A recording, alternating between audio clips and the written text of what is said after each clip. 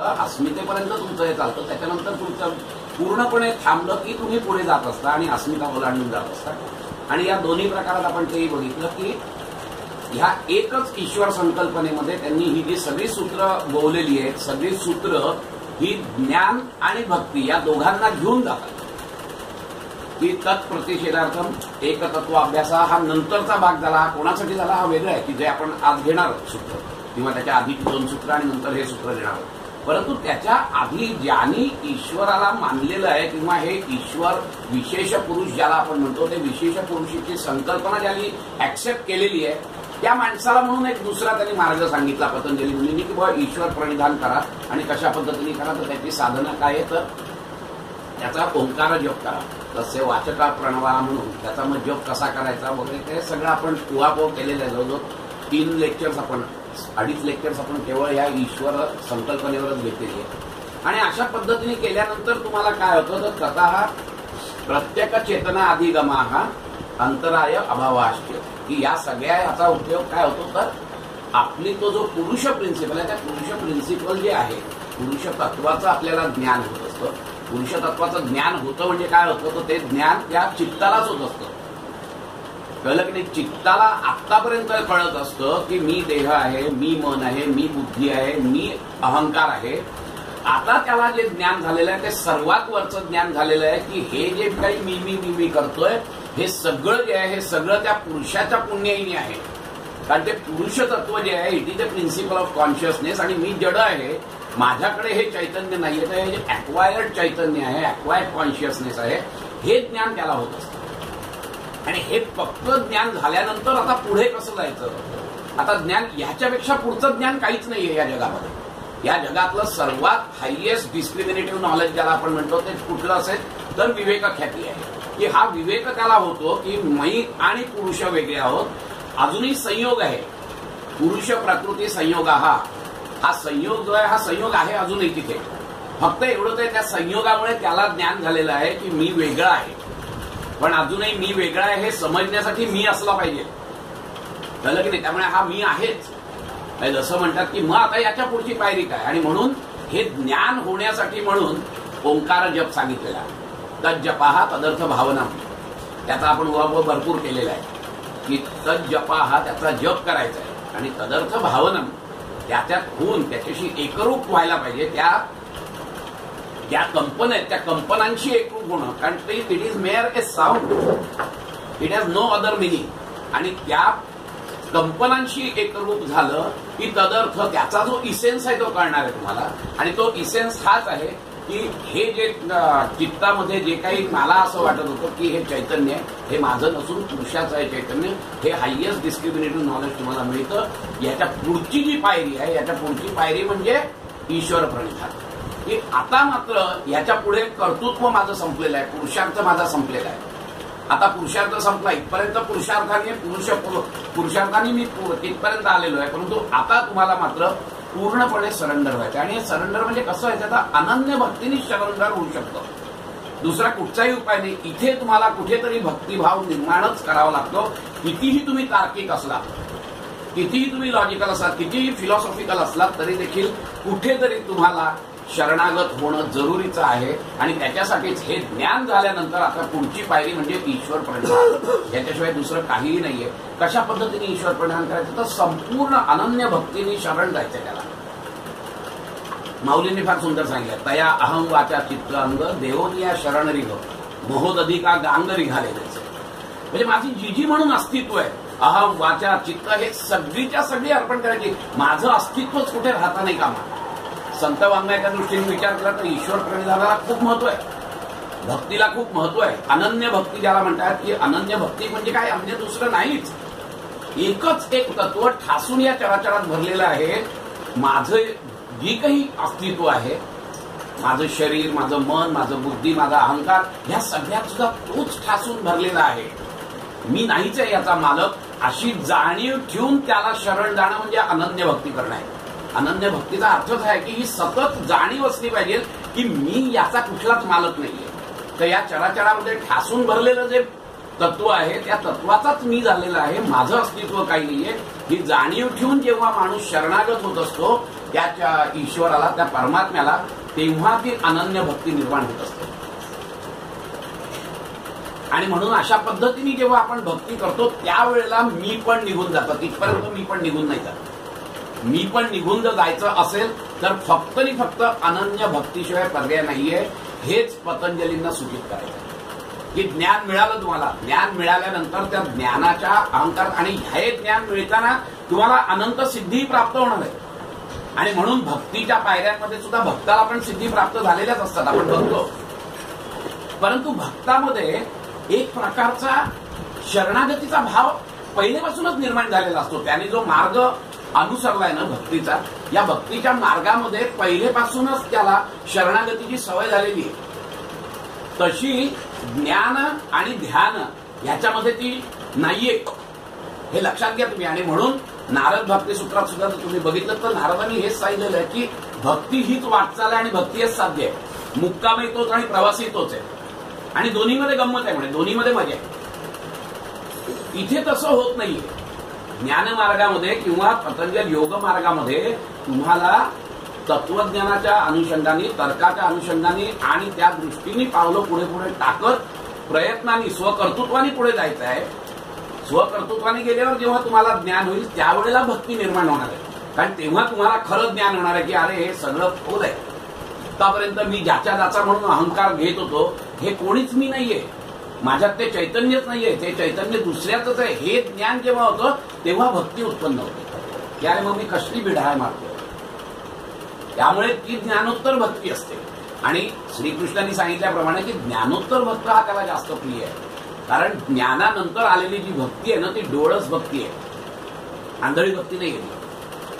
आणि म्हणून या पद्धतीने जेव्हा तुम्हाला ज्ञान होतं आणि मग भक्ती येते त्यावेळेला ते शरण, आणि मग ते शरणागती जी आहे ईश्वर प्रणिधान म्हणून तो प्र शब्द वापरलाय त्यांनी, प्रकर्षाने केलेलं शरणागती त्याला म्हणतात.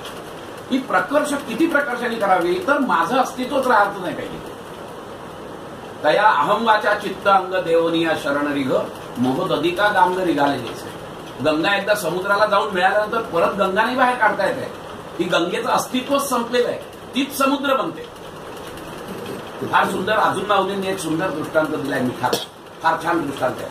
माऊली म्हणतात की जिथपर्यंत मीठ स्वतःचा अहंकार जागून बाहेर आहे ना की मी मीठ आहे, मी मीठ आहे, तिथपर्यंत त्याला भयंकर म्हणे यातना आहे, दुःख भोगावी लागतात. त्याला आपण ठेचतो काय, त्याला आपण भाजीत घालतो काय, त्याला आपण खातो काय, त्याच्यावर विविध रासायनिक प्रक्रिया करतो काय, सगळं करत असतो, बिचाराला दुःख होत असतं. पण एकदा का तो समुद्रात गेला आणि त्याच्याशी एकरूप झाला की कोणाची शामत आहे की समुद्राचं पाणी काढून ते भाजीत घाला किंवा त्याच्यावर विविध प्रक्रिया करा, अरे तो समुद्रच बनतो, त्याचं अस्तित्वच राहत नाही. आणि मग त्या आनंदाच्या डोहात तो असतो. फार सुंदर माऊली संत वाङ्मय तुम्ही जर वाचलंच ना तर हे सगळं तत्वज्ञान ठासून भरलेलं आहे त्याच्यात. फार सुंदर. सोडून मिठपणाचा लोभू, मिठे सिंधुत्वाचा घेतला लाभू, तेवी अहम देवनी मी शंभू शांभवी झालो. काय सुंदर ओळी आहे. सोडून मिठपणाचा लोभ, जिथपर्यंत तो मिठपणाचा लोभ सोडत नाही, इगो सोडत नाही, अहंकार सोडत नाही, तिथपर्यंत त्याला दुःखच दुःख आहे. पण सोडून मिठपणाचा लोभू, मिठे सिंधुत्वाचा घेतला लाभू, यावेळेला त्यांनी त्याचा आधार घेतलेला आहे. तो जेव्हा पूर्णपणे समुद्रात एकरूप झाला त्यावेळेला सगळी त्याची दुःख गेली, आनंदाचे डोहे आनंद तरंग, तोच समुद्र झालेला आहे. कोणाची शामत आहे त्याला आता हात लावायची. देवी अहम देवनी मी शंभू, हा माझा जो अहम आहे हा आत्मनैवेद्य दाखवायचा आहे. पूजा सुद्धा करायची, ती कशी करायची तर आत्मनैवेद्य दाखवायचं त्याला. देवी अहम देवनी मी शंभू शांभवी झालो. मी माझा तो अहमभाव त्या शंभूला दिल्यावर मी स्वतः शंभवी झालो, मी स्वतः शंभू झालोय. अहम ब्रह्मास्मी ही एक्सपिरियन्स घेण्याची गोष्ट आहे, पण ती एक्सपिरियन्स घेण्यासाठी तो अहम जायला लागतो. आहे सगळं पॅराडॉक्सियल आहे सगळं. पण हे म्हणूनच म्हणतात की हे जे तत्वज्ञान आहे सगळं जे आहे हे अनुभवाचं शास्त्र आहे. हे अनुभवल्याशिवाय आपल्याला कळत. वेगवेगळे दृष्टांत दिलेले आहेत, आमच्या ऋषीमुनींनी दिलेले आहेत, आमच्या संतांनी दिलेले आहेत. आणि म्हणून ईश्वर प्रणिधान हे जे आहे हे ज्ञान मिळाल्यानंतर आपोआप निर्माण होणारी जी भक्ती आहे त्या भक्तीची परत पुढे पुढे पुढे पुढे तुम्हाला अजून अजून अजून अजून खोलात जायचं आहे. इतकं खोलात जायचं आहे की ती अनन्य भक्तीमध्ये निर्माण झाली पाहिजे. एकदा का अनन्य भक्ती झाली की तुम्ही तुमचे राहत नाहीये, तर तुम्ही त्याच्यातच एकरूप होता. आणि त्या एकरूपतेमध्ये जी आनंद आहे तो म्हणजे तो सच्चिदानंदातला आनंद आहे. तिथे ते सत येतं, तिथे ते चित येतं, तिथे ते आनंद होतो की तुम्ही इटर्नल बनता, सत बनता, तुम्हीच कॉन्शियस असता आणि तुम्हीच आनंदमय असता. तिन्ही गोष्टी तुम्हाला तिथे अनुभवायला येतात. हा महत्वाचा फरक अतिशय सुंदर रीतीने पतंजली मुनींनी ज्ञान आणि भक्तीची सांगड घातलेली आहे या एकाच कन्सेप्टमधून. ईश्वर प्रणिधानाद्वारा ईश्वर संकल्पना त्यांनी मांडली आणि ती आपण बघितलं. ईश्वर म्हणजे दुसरा कोणी नाही, पुरुष विशेष आहे. एक आयडिया तयार केलाय त्यांनी. परंतु वेदांताच्या दृष्टिकोनातून किंवा भक्ती मार्गाच्या दृष्टिकोनातून बघितलं तर ते परतत्व आहे, ते परब्रह्म आहे, ज्याला आपण परमात्मा म्हणतो तो आहे. आणि सांख्यांच्या दृष्टिकोनातून किंवा योगाच्या दृष्टिकोनातून म्हटलं तर इट इज अन आयडियल. एक पुरुष, अनंत पुरुषांपैकी एक पुरुष आहे, पण तो पुरुष विशेष आहे. आणि मी तुम्हाला सांगितलं तसं की अख्ख्या कॉस्मॉसचा तो हे आहे, ईश्वर आहे. आणि तो पुरुष विशेष ईश्वर असल्यामुळे जरी तुम्हाला इथे कैवल्य प्राप्त झालं तरी देखील त्याच्या अंगाने परत तुम्हाला इथे यायला लागतं की जे संत लोक असतात, जे अवतारी पुरुष असतात. आणि म्हणून तो पुरुष विशेष आहे की जरी तुम्हाला कैवल्य प्राप्त झालं तरी तुम्ही पुरुष विशेष होत नाही. त्याचं कारण असं असतं की अजूनही तुम्ही त्याच याच्या खाली आहात. तो तुम्हाला परत पाठवतोय की नाही, इथे अजून तुमची गरज आहे. आणि म्हणून तुम्ही कैवल्य प्राप्त झालेला माणूस सुद्धा पुरुष विशेष नसतो. त्यामुळे ईश्वर प्रणिधान या कैवल्य प्राप्त झालेल्या माणसाला पण अपेक्षित नाहीये, तर त्या पुरुष विशेषालाच अपेक्षित आहे, कारण तोच आहे, सर्वात आहे. त्यानंतर मग तुम्ही जेव्हा ईश्वर बनता, पुरुष विशेष बनता, तेव्हा एखाद वेळेस तुम्ही प्रतिसृष्टी निर्माण करू शकता. तिथे तुम्ही तुमचा तो ईश्वर असतो, तिथे वेगळी तुमची सूर्यमालिका असते. हा सगळा प्रकार आपण खूप त्याच्यावर डिस्कशन केलेलं आहे, तो काय आता मी खोलात जात नाही. तर या पद्धतीने करताना तुम्ही तत्प्रतिषेधार्थम एकतत्व याच्या आधीचा जो हे आहे की ह्याच्याने होताय काय, तर तुम्हाला एक ज्ञान प्राप्त झाल्यानंतर ज्ञान प्राप्त होता होता ओंकार साधना, प्रणव साधना करता करता स्वतः प्रत्येक चेतना अधिगमा हळूहळू तुम्ही त्या ज्ञानापर्यंत पोहोचत असता. आणि मध्ये मध्ये जे काही अडथळे येत असतात हे अडथळे पण निघून जात असतात. अडथळे निघाल्याशिवाय तुम्ही पुढेच जाऊ शकत नाहीये. आणि ते अडथळे काय ते नंतर त्यांनी सांगितलेलं आहे. परंतु ते अडथळे जिथपर्यंत निघत नाही तिथपर्यंत तुम्ही पुढे पण जाऊ शकत नाही. आणि हे दोन्हीही प्रकार, एक एक अडथळा घालवायचा पुढे जायचं, घालवायचा पुढे जायचं, आणि हे दोन्हीही प्रकार ओंकार प्रणव साधनेने होतात असं त्यांना इथे प्रतीत करायचं आहे पतंजली मुनींना. स्वतः प्रत्येक चेतना अधिगमा अंतराय अभावाश्च, हे दोन्ही प्रकार तिथे होत असतात. कारण अंतराय असतातच, अडथळे येणारच आहे सुरुवातीला. आणि म्हणून मी म्हटलं तसं हे अडथळे, मोठमोठे अडथळे हे वैखरीवाणीने जातात. सूक्ष्म अडथळे नंतर हळूहळू जसं जसं तुमचं प्रणवोच्चार हा स्थूलातून सूक्ष्माकडे जायला लागतो, मध्यमामध्ये जातो, पश्चिमतीमध्ये जातो, परामध्ये जातो, त्यावेळेला तसतसे ते सूक्ष्म अडथळे दूर होतो.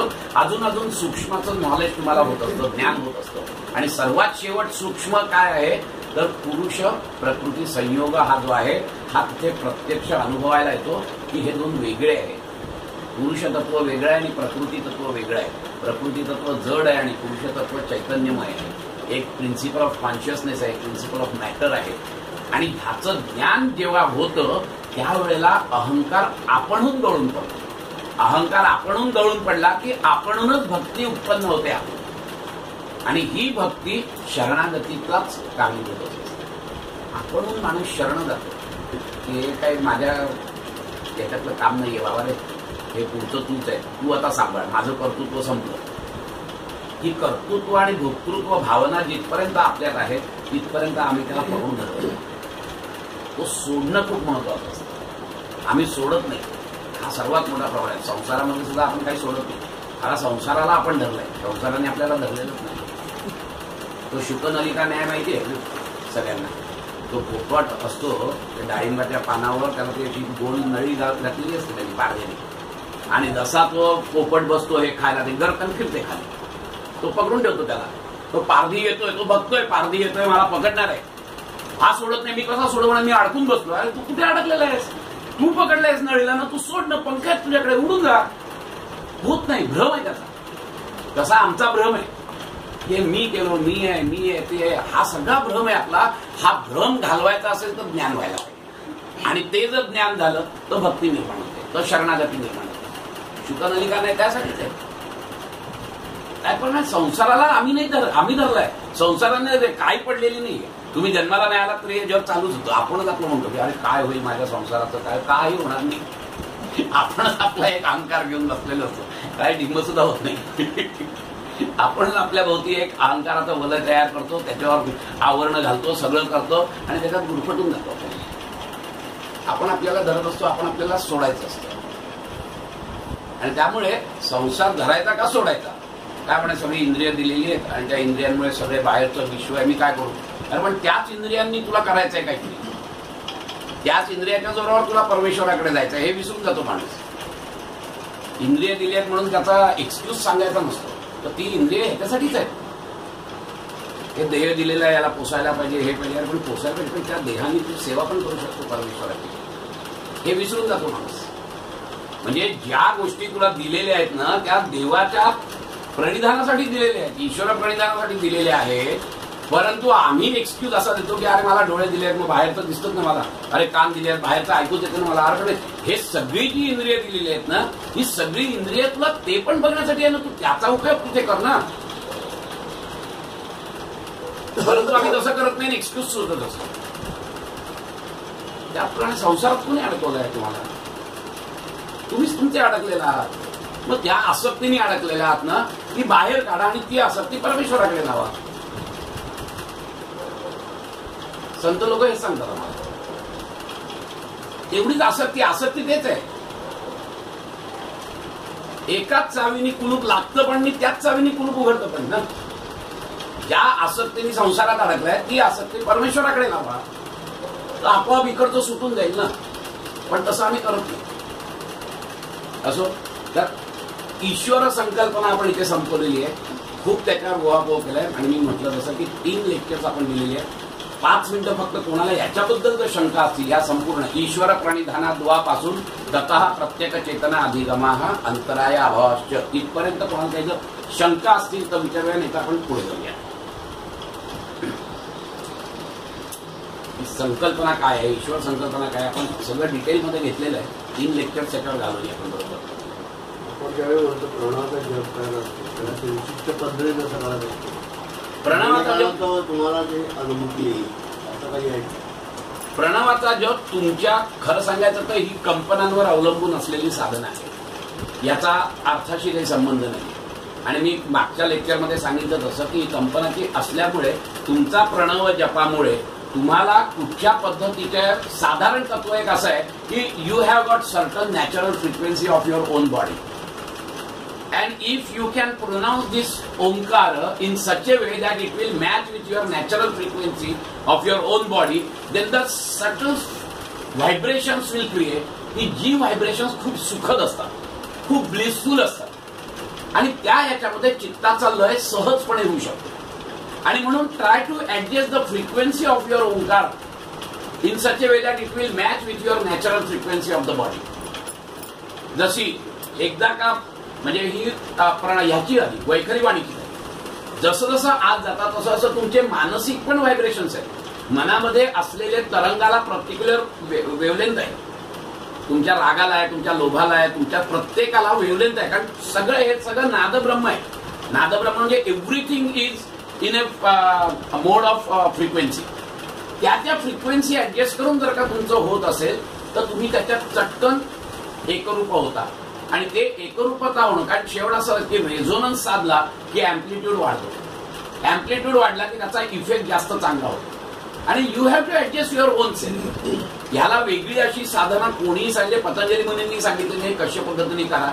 फक्त त्या ओंकार का घेतला याच्याबद्दल आपण बोललेलो की अउम कसा आहे, तो का ओंकार आहे याच्याबद्दल आपण खूप हे केलंय. त्याची साधना कशी करायची, तर मी म्हटलं तसं की ओंकाराच्या प्रत्येक मध्ये तुम्ही थोडं वेळ थांबा आतमध्ये, कारण हा नादानुसंधानाचा प्रकार आहे. हा खूप महत्वाचा मुद्दा आहे. नादानुसंधान साधता येत आहे का तुम्हाला, आणि नादानुसंधान साधायचं जर असेल तर तुम्हाला 2 ओंकाराच्या मध्ये थोडस तरी वेळ द्यायला लागतो की try to feel the vibrations, किंवा तोच नाद तुम्हाला कुठेतरी मिस्टिकल सोर्स मधून येतोय का हे बघायचं असतं. नादानुसंधानाची प्रॅक्टिस करायची म्हणजे काय करायची असते, तीच करायची असते की हे बंद करून हळूहळू जर का होत नसेल तर एक ओंकार करा आणि थांबा आणि नंतर मग चालू करा. आपल्या ह्याच्यामध्ये चौथा जो आहे तो नादानुसंधान आहे. तो कशासाठी आहे की तुमची कुंडलिनी शक्ती जेव्हा एकदा मूलाधार चक्रातून वर आली की तुम्हाला इथपर्यंत येईपर्यंत विविध नाद ऐकू येत असतात. हे विविध नाद ऐकणं म्हणजेच नादानुसंधान. नादानुसंधानाची प्रॅक्टिस करायची आणि म्हणून आपण ते षण्मुखी मुद्रा वगैरे करतो की जेणेकरून आपण ती नाद ऐकण्याचा प्रयत्न करत असतो. तर सुरुवातीला जेव्हा ती कुंडलिनी शक्ती मूलाधार चक्राच्या जस्ट वर आलेली असते तेव्हा वेगळ्या प्रकारचे नाद येतात. जरा अजून वर आली की अजून वेगळ्या प्रकारचे असे वेगवेगळे नाद येते. इथे आल्यानंतर तो अनाहत नाद ऐकू येतो तुम्हाला या चक्राशी आल्यावर, अनाहत चक्राशी आल्यावर. नादानुसंधानाची परिणिती इथे होते मी जसं म्हटलं तसं. आणि इथे परिणिती झाल्यावर इथे तुमचं हठयोग संपतो आणि मग तुमचा लययोग चालू होतो. प्राणसंयम योगाचे 4 प्रकार आहेत, कळत नाही. त्यातला मंत्र आणि हठयोग, नंतर मग लययोग आणि नंतर मग राजयोग असे एक प्रकार. तर तो लययोग तिथे चालू होतो. तिथे ईश्वर प्रणिधान आहे. ईश्वर प्रणिधान आणि लय आपला जप ह्याच्यामध्ये लय आहे.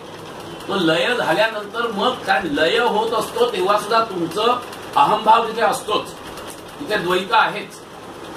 त्याच्यानंतर तुमची संपूर्ण शरणागती झाल्यावर तुमचा अहम निघून जात असतो. त्यामुळे जप कसा करावा तर साधारणपणे नादानुसंधानाची जी प्रॅक्टिस सांगितलेली आहे हठयोगामध्ये त्या पद्धतीने करावी. की ऐकण्याचा आत्ता तर आपल्याला ऐकू द्या, जसं आपल्याला आत्ता श्वासाचा काहीच माहित नसतं, पण आपण प्राणायामामध्ये जेव्हा जाणीवपूर्वक श्वास घेतो आणि सोडतो त्यावेळेला मग आपल्याला साधं नुसतं नाही कळत. तर मग इथे गारवा येतो, मग इथे गारवा येतो. मग काही वेळेला असं होतं की तुम्ही जेव्हा पूर्णपणे त्यात येता तुम्हाला फुफ्फुसांपर्यंत तो गारवा जाणवतो. So that is a expansion of awareness. आत्ता तर आपण साध्या श्वासावर पण अवेअर नाही. त्यानंतर we expand our awareness in such a way की आपल्याला त्याचा गारवा हा पूर्ण आतपर्यंत जाणवतो. It goes from nostril to trachea to bronchi and to alveoli इथपर्यंत जाणवायला सुरुवात होते. That is the expansion of awareness. मग हा अवेअरनेसची एकदा प्रॅक्टिस व्हायला लागली की मग मनाचीही अवेअरनेसची प्रॅक्टिस होते, की भावनेची अवेअरनेसची प्रॅक्टिस होते, की तुमचा मनोमय कोश विस्तार पावत जातो. मनोमय कोश एवढा विस्तार पावतो की दुसऱ्याच्या मनोमय कोशाशी जाऊन भिडतो आणि जेव्हा भिडतो त्यावेळेला त्यांच्या मनोमय कोशाची दुःख तुम्हाला जाणवतात as if you are suffering from that. एवढा त्याचा एक्सपांड व्हायला लागतो.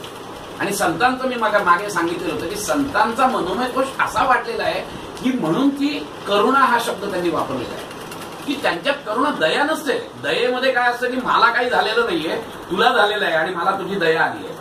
हा भाव आहे, हा अहंकाराचा भाव आहे त्या दयेमध्ये. करुणेमध्ये तो नाही. करुणेमध्ये मलाच दुःख झालेलं आहे.